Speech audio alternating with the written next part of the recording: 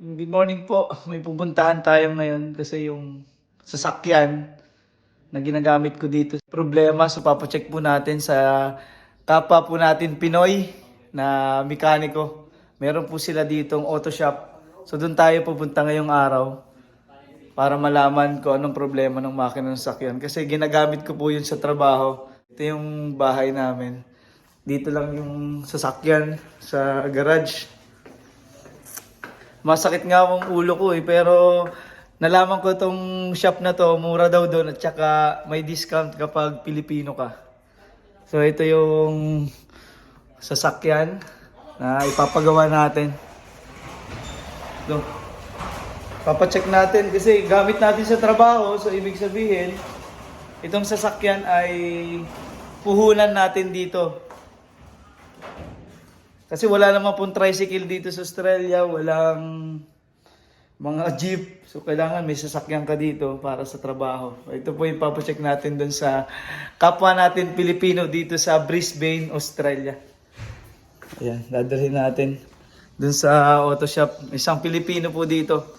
So tingnan natin kung mura talaga dun para malaman nyo rin po. Tingnan natin mga serbisyo na pwede nilang i-offer dun. Kita-kits po tayo doon. Pupunta na kami sa auto shop.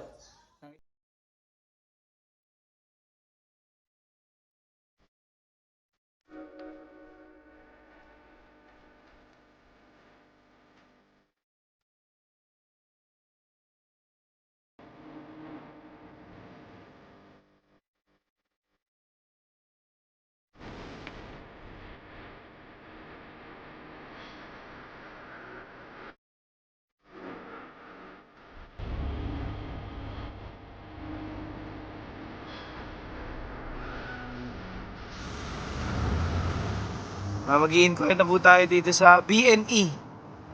Dito po sa Brisbane.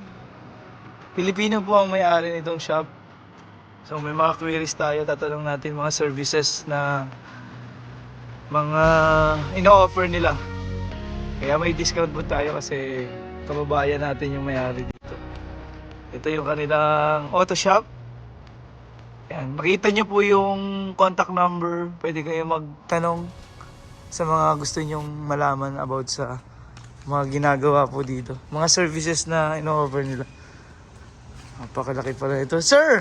Ito pala yung idol natin, nakausap natin si Sir. So, kababayan po natin siya. Merenda tayo. Swerte natin dito kasi meron na tayo. Papagawa na tayo. May merienda pa. Ayan, may ginagawa ngayon dito. Hilux. Naka-offroad na. Naka-lift na to, Sir? Wala pa. Ano lang pala, pinalitan lang yung cover plate sa ilalim. Kakausapin natin ito si Sir para malaman din natin ano yung mga experience. So medyo nahihilang siya sa camera. Okay lang naman para kasi ang skills niya talaga more on paggawa ng mga kotse at saka makina. Hindi siya skilled dito sa mga may camera. Pang television. Pang television. Anong pangalan niya, Sir? Boyet. Boyet Volante. Ayun, si Sir Boyet po dito, nakilala ko. Isa siyang Pilipino. So, siyempre tayong mga Pilipino dito sa Brisbane, Australia. Doon tayo magtitiwala sa kababayan natin. At i-discount ba pag mga Pinoy din? Nagbibigay naman. Yun! Yun yung inihintay ko dun.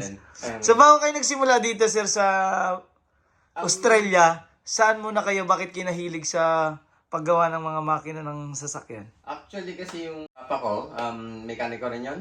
Retired foreman sa Toyota, more than 20 years din. Which is galing din siya ng Dubai. And then nagkaroon ng experience din ako sa Pilipinas. Bago napunta tayo ng Dubai din. Multiple dealer din yung pinasukan natin. More on lahat ng experiences galing ng dealer. So, halo-halo na. Dyan. So, yung Dubai, Sir, nakailang taon kayo experience doon sa bilang mekaniko sa Dubai? Siguro sa Dubai mga nasa 7 years, 8 years, ganyan. Oh, wow. Tapos Tapos dito? Tapos dito, I think mga 10 years na ako ngayon dito. Ay, wow.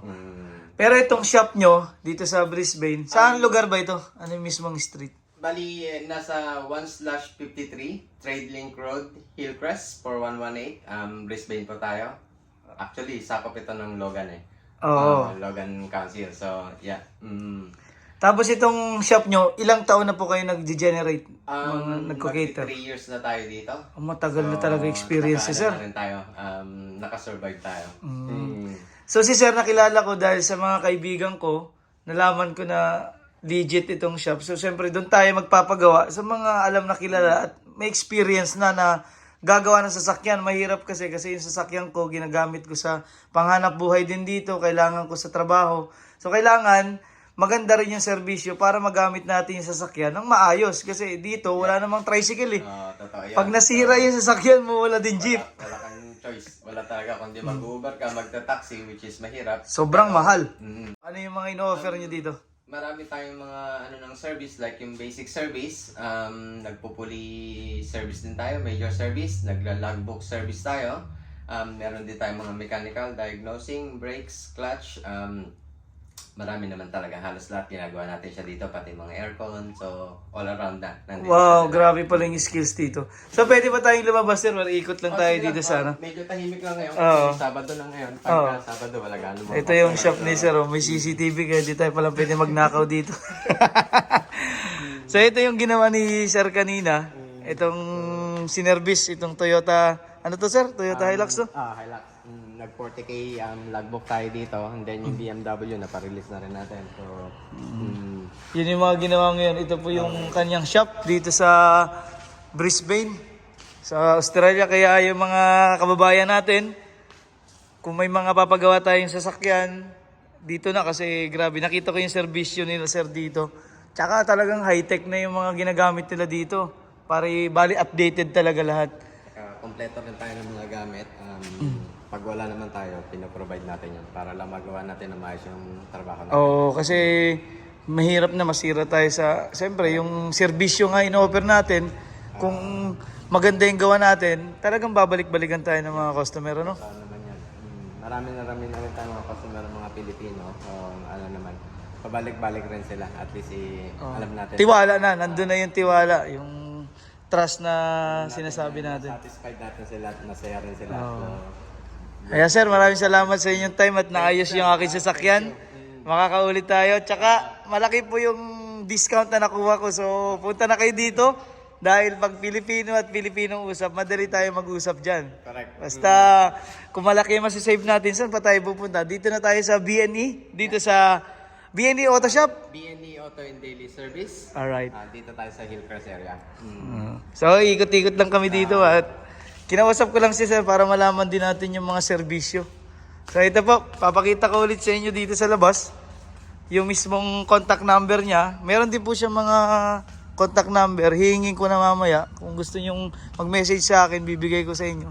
Ito po, yung kanilang labas. Ito yung malaking shop. Ayan, Auto and Daily Service, BNE.